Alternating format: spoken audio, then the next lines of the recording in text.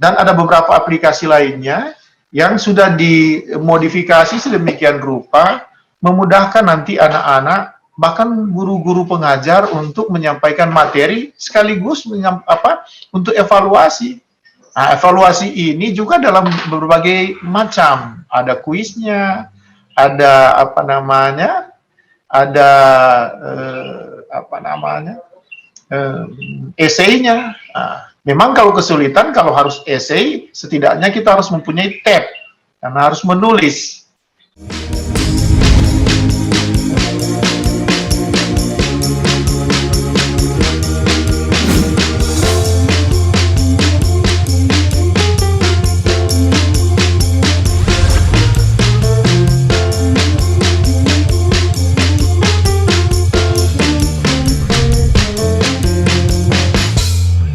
Oke, kalian semuanya, senang bisa ada lagi bersama kalian semuanya di video terbaru kali ini. Saya Mariska Pulii, dan seperti biasa yang akan chat dengan Mariska kali ini adalah Bapak Dr. Andes Maringka, MSI. Pak Reviva adalah Pak Reviva di Kabupaten Minahasa. Selamat pagi Pak Reviva. Pagi. Senang bisa ketemu Bapak lagi. Terakhir ketemu di Minahasa, bikin KTP Bapak waktu itu Kepala Dinas yang di catatan sipil ya Pak ya. Kependudukan dan pencatatan sipil. Ya, sekarang pindah ke Dinas Pendidikan. Dinas Pendidikan. Seberapa lama Pak di Dinas Pendidikan? Kurang lebih 2 tahun di Dinas Pendidikan. Terakhir ketemu itu. Oke Pak, yang sekarang saya bukan bikin KTP lagi, sekarang ada green card Pak. Jadi, iya ya. Tapi senang masih bisa chat dengan Bapak. Bapak masih mau meluangkan waktu.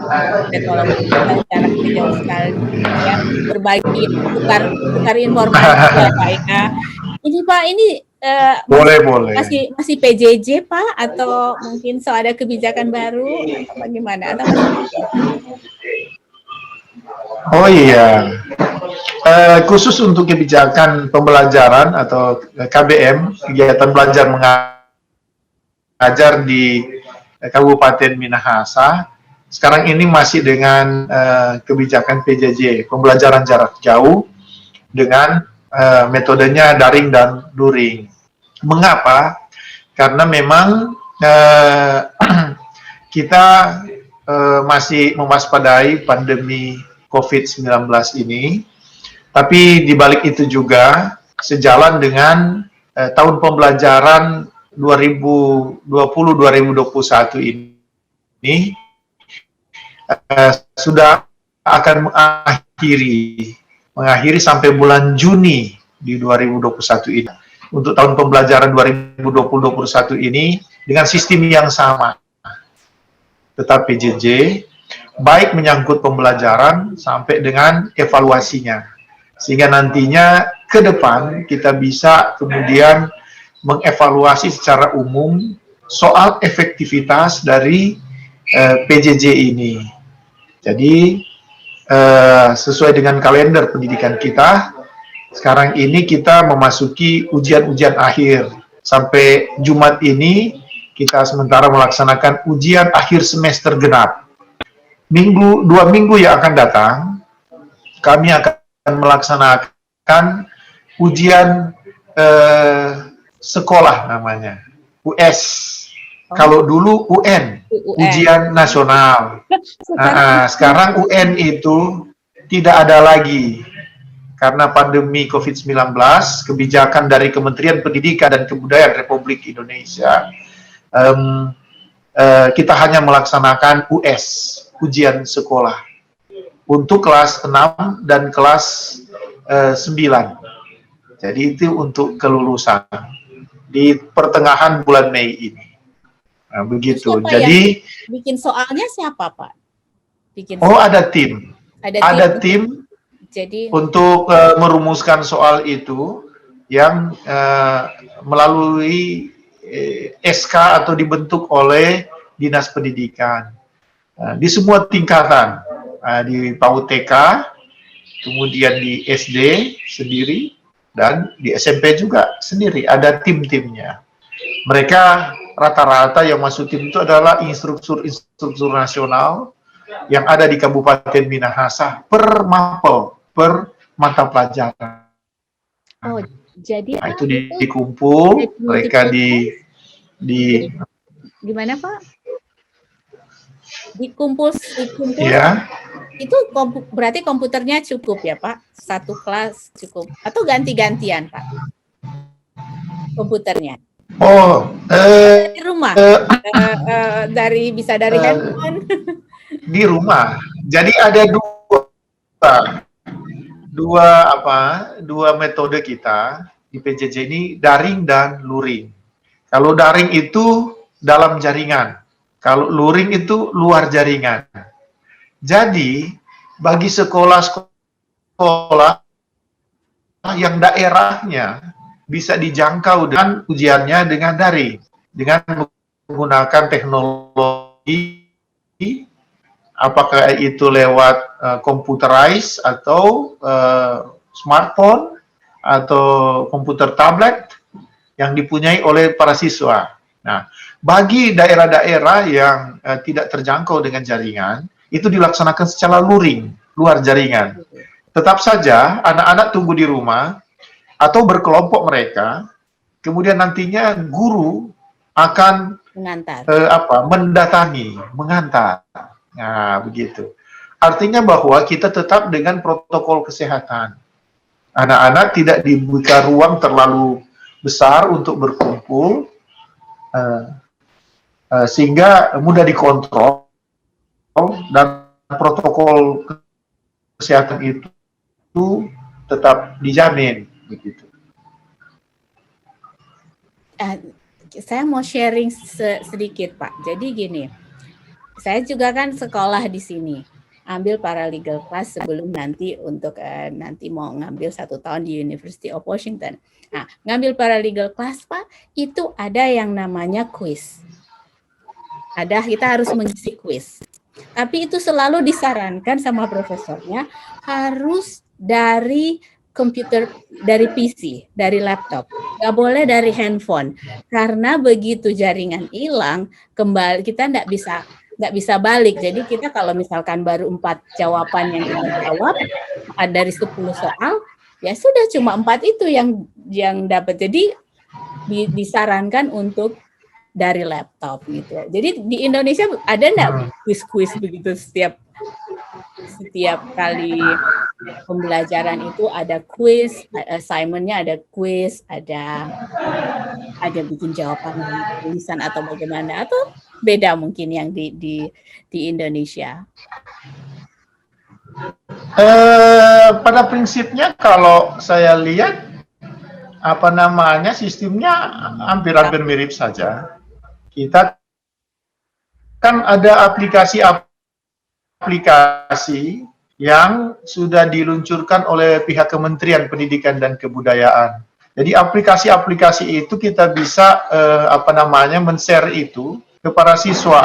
Contoh misalnya ada aplikasi Ruang Guru, ada Google Classroom, dan ada beberapa aplikasi lainnya yang sudah dimodifikasi sedemikian rupa memudahkan nanti anak-anak, bahkan guru-guru pengajar untuk menyampaikan materi sekaligus untuk evaluasi. Nah, evaluasi ini juga dalam berbagai macam. Ada kuisnya, ada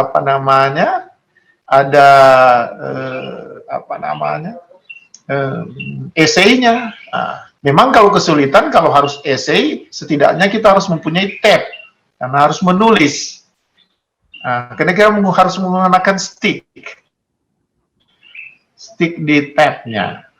Tinggal tergantung bagaimana pilihan yang ada pada kita sesuai dengan kondisi daerah. Bagi daerah-daerah atau sekolah-sekolah yang sudah memungkinkan menggunakan baik computerized, menggunakan smartphone atau tablet, itu nanti akan dilihat oleh guru pengajar atau pembimbingnya. Begitu. Ini Pak, soal kebijakan untuk kebijakan selama pandemi ini, apakah itu mengikuti kebijakan dari kementerian kah atau ada kebijakan pemerintah dari kota, kabupaten atau provinsi itu berhak menentukan sendiri atau harus dari kementerian? Oh iya, begini. Kalau kebijakan untuk non pembelajaran, seperti halnya untuk protokol kesehatan, nah kita memadukan kebijakan-kebijakan baik pemerintah pusat, provinsi maupun kabupaten, karena itu sangat-sangat tergantung kondisi dan situasi daerah. Itu non pembelajaran. Tetapi kalau pembelajaran, kita tetap mengacu pada kebijakan nasional. Karena dia ada kurikulumnya.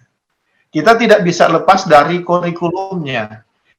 Sekalipun nanti kita harus menyesuaikan dengan kondisi pandemi, dengan pembelajaran PJJ, tapi kurikulumnya tetap sama. Kurikulumnya tetap sama.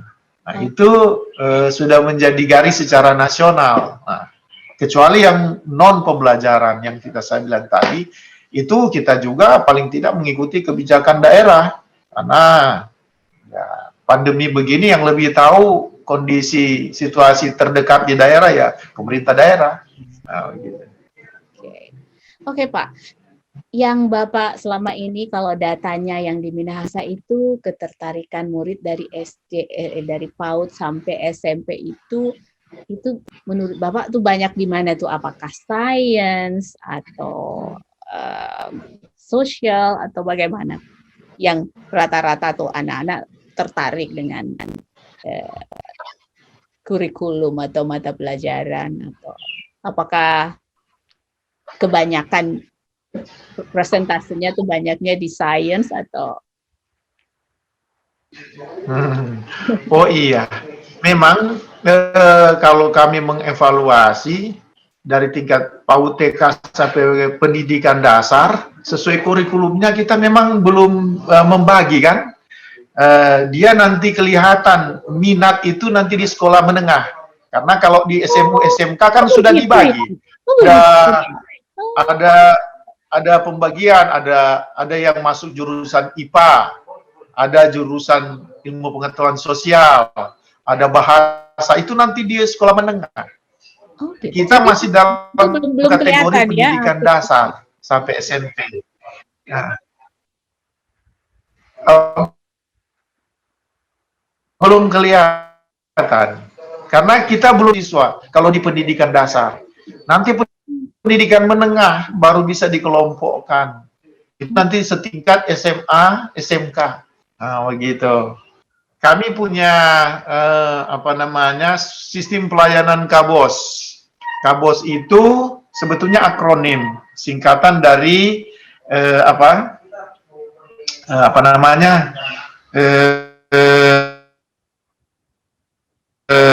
komunikasi melalui aplikasi berbasis online dengan sekolah. Itu KABOS. Komunikasi melalui aplikasi berbasis online dengan sekolah. Itu akronimnya. Tetapi KABOS ini kan untuk orang Minahasa sangat terkenal dengan ikan gabus yang biasa orang Tondano saya sampaikan. Orang Minahasa tinggal di Rimba. Jadi tahulah. Iya, jadi tahu persis itu KABOS. KABOS itu ikan gabus toh. Filosofi ikan gabus ini yang coba kita angkat di dunia pendidikan. Ikan gabus ini filosofinya dia itu punya kemampuan untuk bisa hidup di beberapa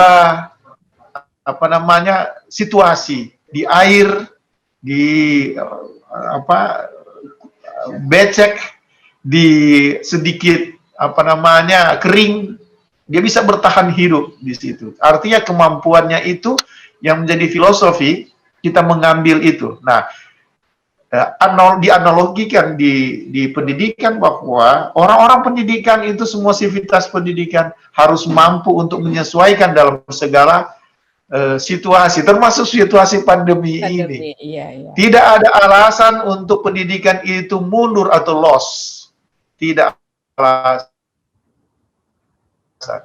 The show must go on. Jadi tetap pendidikan itu tetap harus jalan, apapun situasinya. Seperti filosofi Kabos tadi. Nah, tetapi juga di akronimnya itu komunikasi melalui aplikasi berbasis online dengan sekolah. Kami lewat sistem ini menyediakan beberapa layanan aplikasi dengan sekolah, antara lain aplikasi registrasi. Aplikasi itu kita buat sedemikian rupa untuk meregistrasi semua keperluan-keperluan dari sekolah. Apakah itu misalnya guru ingin mengurus kenaikan pangkatnya, mengurus sertifikasinya, dan lain-lain, harus meregistrasi dulu, di server yang ada di kita. Nanti ada operatornya. Mengapa? Agar supaya ada kepastian pelayanan yang dilakukan oleh dinas. Guru-guru itu pada akhirnya tidak tidak percuma, tidak membuang waktu percuma ketika mereka datang untuk meminta pelayanan. Jadi kalau sudah meregistrasi, pasti mereka akan dilayani. Ada ketepatan waktu, smart, kesederhanaan untuk pelayanan, tetapi yang lebih penting adalah kepastian. Bahwa kalau mereka datang, pasti dilayani. Nah, itu filosofinya. Ada juga aplikasi yang lain. Contoh aplikasi pengawas. Pengawas ini yang ada di Dinas Pendidikan, mereka membawahi sekolah-sekolah bina yang sudah ditugaskan kepada mereka. Mereka dimonitor lewat aplikasi ini. Apakah mereka Sherlock untuk tempat atau sekolah satuan pendidikan yang mereka akan tuju? Termasuk juga apa-apa yang mereka awasi di saat itu kepada sekolah. Itu dikirimkan melalui aplikasi yang ada di Dinas Pendidikan. Sehingga kita semua bisa mengetahui apa yang ditugaskan ke mereka dan apa yang mereka kerjakan di sekolah. Begitu. Ada juga beberapa aplikasi yang lain, termasuk aplikasi layanan layanan kepegawaian. Nah, mereka sudah dalam database kita sudah mengetahui siapa-siapa untuk periode misalnya awal tahun yang akan naik pangkat. Siapa-siapa yang nanti akhir tahun akan naik pangkat misalnya. Atau siapa-siapa yang akan mengurus kenaikan berkala menyangkut gajinya. Nah, itu kita beritahu ke mereka melalui aplikasi ini. Kadang-kadang ada yang lupa, kadang-kadang ada yang malas mengurus. Tapi ketika kita memberitahu mereka lewat aplikasi ini, semua antusias. Mereka tahu bahwa harus diurus, karena ini hak mereka. Hak mereka ini harus kita yang pemberi layanan, kemudian wajib untuk pertama menyampaikan, dan wajib untuk membantu secara administrasi, agar supaya, ataupun misalnya kenaikan berkah. Aplikasi yang ada di KPI juga memberitahu kepada mereka aplikasi juga begitu. Nah, sehingga sekolah akan terbantu komunikasinya, komunikasi dan termasuk kita memberitahu itu bisa lewat layanan publikasi kita, antara lain melalui akun FB, tetapi juga ada melalui web kita. Website Dinas Pendidikan Kabupaten Minahasa. Begitu. Tadi saya buka, Pak. Susah masuk.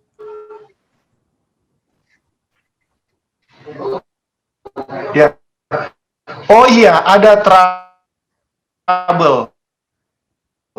ada trouble yang masih mereka tidak lama lagi mereka akan, karena kita hanya dibantu langganan hosting, yang trouble-nya bukan di kita, trouble-nya di tempat hosting. Oh, bilangnya tempat tidak hostingnya aman. yang tidak bisa. Iya. Oh ya, tapi tidak Ada trouble-nya di tempat hosting kami. Oh, okay. Tadi Bapak bilang soal layanan online, itu termasuk dana BOS atau sertifikasi guru gitu ya? Bisa langsung atau beda? Kalau itu juga, paling tidak kita memberitahu komunikasi untuk pemberitahuannya. Sebab itu ada punya aplikasi sendiri. Karena itu menyangkut keuangan. Dia dikonek dengan dinas keuangan. Tapi mereka juga istilahnya mereka menerima secara non tunai juga. Tidak ada penerimaan secara apa namanya? Secara tunai. Jadi semuanya langsung ke rekening sekolah untuk dana BOS, rekening guru masing-masing untuk dana sertifikasi. Tidak ada lagi kita pegang uang. Semuanya sudah ditransferkan secara non tunai ke rekening masing-masing. Canggih sekarang ya Pak ya, bagus ya, tidak ada. Jadi semua online, klik sana, klik sini, login semua. Jadi langsung online. Iya. Jadi ya mereka kan hanya mencek saja di ATM masing-masing. Kalau kita sudah memberitahu bahwa dana sertifikasi sudah terkirim ke rekening masing-masing, ya sudah, mereka mau ambil di mana terserah yang bersangkutan. Begitu. Itu untuk menghindari apa namanya kemungkinan-kemungkinan, ya. Kemungkinan apa tuh Pak? Menghindari. Kemungkinan ya apa namanya kalau misalnya ada pemotongan atau apa. Pernah nggak terjadi salah input? Iya, enggak, bukan salah input. Oh ya pernah karena ya namanya saja yang operator manusia saja, manusia saja. Tetapi ada controlling, ada sistem yang bisa mengkontrol. Kalau misalnya dia ganda, berarti kita akan memberitahu kepada yang penerima, apakah ia akan kembali menyetorkan, atau nanti untuk kali akan datang, kita tidak lagi untuk mentransfer ke dia. Begitu. Karena kan contoh misalnya untuk sertifikasi, tidak diterima 1 kali dalam setahun. Dia per 3 bulan. Per 3 bulan. Begitu. Sekarang ini ada program apa Pak? Program terbaru Dinas Pendidikan, kalau boleh tahu. Oh iya, kalau di kami sekarang ini, ya inilah yang membatasi kami. Pandemi COVID-19 itu salah satu yang membatasi inovasi dari kita, terutama di kegiatan-kegiatan yang yang kami rancang sejak awal, tapi memerlukan wadah untuk berkumpul. Seperti apa? Nah, ini yang susah. Contoh misalnya lomba-lomba olimpiade atau olahraga yang biasanya setiap tahun kita buat, OSN namanya, atau Olimpiade Sains misalnya.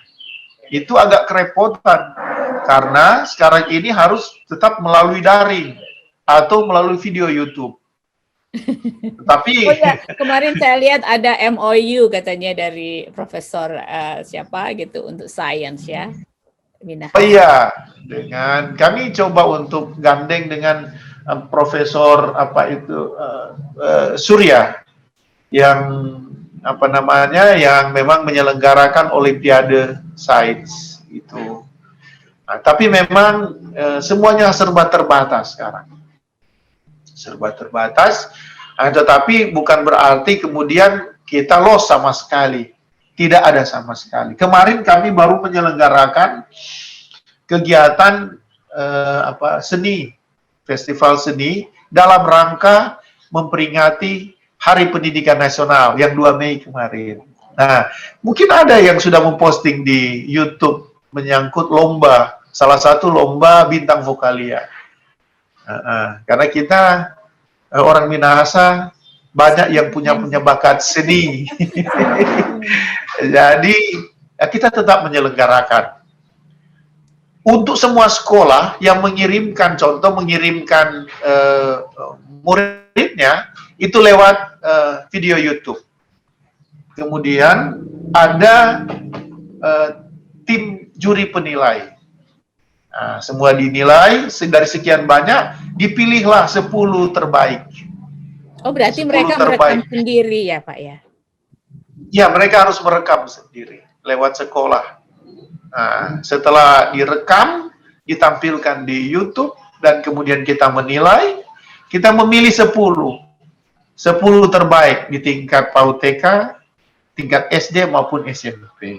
10 itu yang kita lombakan langsung di Dinas Pendidikan. Kalau mereka kan tinggal dikit, ya, jadi boleh. Kalau tinggal dikit boleh. Kalau 10 boleh. Itu pun kita gilir waktunya. Yang pertama misalnya di tingkat SD 10 di jam begini, SMP di jam begini, yang PAUD TK di jam begini. Nah, jadi kita tetap melaksanakan kegiatan-kegiatan walaupun dengan skala yang kecil. Kita tidak kemudian mendrop itu untuk tidak sama sekali melakukan kegiatan. Tetap ada kegiatan. Cuma memang dalam skala-skala terbatas. Begitu. Ini juga kita sementara berupaya untuk vaksinasi semua tenaga pendidik, baik guru maupun tenaga kependidikan. Kita berharap sampai bulan Juni semuanya sudah selesai divaksin. Nah, terus kalau murid-muridnya kan ada yang SMP, enggak ya Pak ya, 16 ke bawah mungkin belum ya Pak ya, tidak perlu. Belum waktunya mereka untuk divaksin. Jadi cuma guru dan yang tenaga. Dengan yang tenaga kependidikan, tata usahanya, guru honorer, itu divaksin sampai bulan Juni nanti, begitu. Jadi memang benar-benar Juli rencananya jalan ya Pak ya? Iya, jalan. Tetapi itu pun baru pembelajaran tatap muka terbatas. Belum ganti-gantian Pak atau? Ada beberapa format yang sudah kita rancang. Salah satunya format bergantian. Contohnya jadi, misalnya untuk SMP. Dulu Pak ada sekolah pagi, sekolah siang. Mungkin begitu kan? Dulu waktu kecil ada sekolah pagi. Iya, ada sekolah pagi, ada sekolah siang. Tapi format itu ada. Tapi ada juga format yang lain. Contohnya misalnya kalau di SMP, nanti kita bagi untuk kelas 7, mereka masuk Senin dan Selasa. Kelas 8 masuknya Rabu dan Kamis. Kelas 9 itu Jumat dan Sabtu. Begitu. Kan banyak model. Boleh juga pagi dan siang. Tergantung nanti kita akan melihat. Kan ini kita masih sementara dalam proses evaluasi. Begitu. Oke Pak, terakhir nih pertanyaan saya, di dalam rangka Hari Pendidikan Nasional, apa yang menjadi harapan Bapak ke depannya tentang pendidikan di Kabupaten Minahasa? Oh iya, mungkin saya berangkat dari tema Hari Pendidikan Nasional tahun 2021 ini, yaitu serentak bergerak, wujudkan merdeka belajar. Serentak bergerak, wujudkan merdeka belajar. Nah, ini yang kemudian menjadi apa namanya tolak pijakan kita di lingkungan pendidikan untuk pertama meningkatkan mutu dan kualitas anak-anak didik kita. Kedua, tetap menjaga mutu tenaga-tenaga pendidik dan tenaga kependidikan. Dan yang ketiga, kita berupaya agar supaya ada pemenuhan sarana dan prasarana pendidikan di semua satuan pendidikan di segala level pendidikan, baik TK PAUD, SD, SMP. Nah, harapannya ke depan bahwa lulusan-lulusan di semua tingkatan ini akan memenuhi standar-standar pendidikan yang ada. Kita di Kabupaten Minahasa, khususnya yang di range pendidikannya oleh Dinas Pendidikan, memang cuma sampai di pendidikan dasar, sampai di setingkat SMP. Jadi, target pendidikan kami pada level-level itu, artinya bahwa setiap level yang mereka tempuh itu betul-betul sesuai dengan standar menurut level itu. Nah, kita mempersiapkan anak-anak ini di tingkat pendidikan dasar yang memang sangat-sangat krusial, karena bila mana dasar itu tidak kokoh, ibarat bangunan, kalau fondasi atau dasar itu tidak kokoh, maka bangunan itu tidak akan kuat. Sebenarnya, apa yang kita persiapkan di sini, itu menjadi harapan di pendidikan menengah dan lanjutan maupun pendidikan tinggi nanti. Bahkan itu nanti berimpak pada lulusan-lulusan di perguruan tinggi nanti yang akan siap kerja. Nah, ini semua berawal dari sistem pendidikan dasar. Setidaknya ada 3 yang kita harus perkuat dan kita harus capai. Pertama dari segi knowledge, intelijensia. Yang kedua dari sisi skill, keterampilan. Tetapi ini juga tidak cukup antara intelijensia maupun skillnya. Kita harus mempersiapkan juga dia dari segi attitude, sikap, karakter. Itu yang paling ini penting. Dia ditaruh di bawah, tapi paling hakiki. Paling hakiki. Di tingkat pendidikan dasar yang masih dengan mata pelajaran umum, 3 hal ini harus bisa. Harus ada di setiap anak-anak ini di semua level. Baik di tingkat PAUD, TK, SD, maupun SMP. Harapannya, kalau mereka itu kuat di sini, ketika mereka masuk ke sekolah menengah, bahkan ke perguruan tinggi, anak itu sendiri sudah punya potensi untuk pengembangan diri. Kalau mereka tidak kuat di sini, di pendidikan dasar, dalam pengalaman, dalam evaluasi, mereka juga tidak akan kuat di pendidikan, apalagi di pendidikan tinggi. Dan impact-nya, bagaimana kemudian mereka itu, antara lain,